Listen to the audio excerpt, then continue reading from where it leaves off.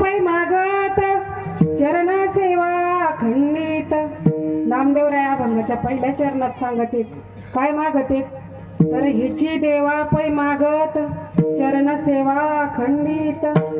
मग नामदेवरायांचा अधिकार जर मग बघितला तर किती मोठा अधिकार नामदेवरायांचा. आता कथा भाग सगळ्यांना माहिती किती मोठा अधिकार. तर वयाच्या 5व्या वर्षी भगवंताचा साक्षात्कार ज्यांना झाला असे नामदेवराय.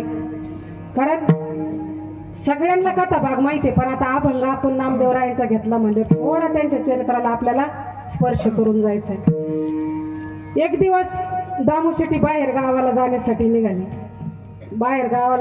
निघाले. मग आता रोज दामूशेट्टीकडे काम होतं, भगवंताला निवद घेऊन जायचं, नैवेद्य घेऊन जायचं. आणि त्या दिवशी दामूशेट्टी राजाईला म्हणले आज मी गावाकडे चाललो म्हणे, बाहेर चाललो, एक काम कर म्हणे, आजचा देवाचा नैवेद्य घेऊन कोणला पाठव तर नामाला पाठव म्हणे.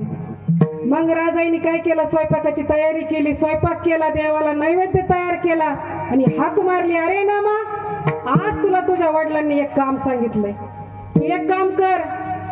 तू काय कर, तो नैवेद्य भर म्हणे आणि एक काम कर, तो नैवेद्य घेऊन देवाकडे जाय आणि तो नैवेद्य देवाला दाखवून म्हणले का खाऊ घालून म्हणले. बरं आपण आपल्या मनात काय आलं लगेच दाखवून. कारण आपल्याला माहिती देव खात नाही, आपण सुद्धा देवाला नैवेद्य दाखवतो फक्त. कारण आपल्या डोक्यात भ्रम झालेला आहे का देव फक्त नैवेद्य पाहतो, खात नाही. कारण देव खात नाही का नैवेद्य, खात नाही का, खातो ना. पण इथं सांगितलंय का कोण कहते भगवान आते नहीं प्रल्हाद की तरह तुम बुलाते नहीं. कौन कहते भगवान खाते नहीं पेड़ शबरी की तरह तुम खिलाते नहीं.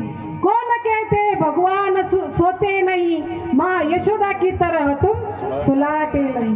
कौन कहते भगवान गाते नहीं सूरदास की तरह तुम गवाते नहीं. कौन कहते भगवान खाते नहीं नामदेव की तरह तुम खिलाते नहीं. विठला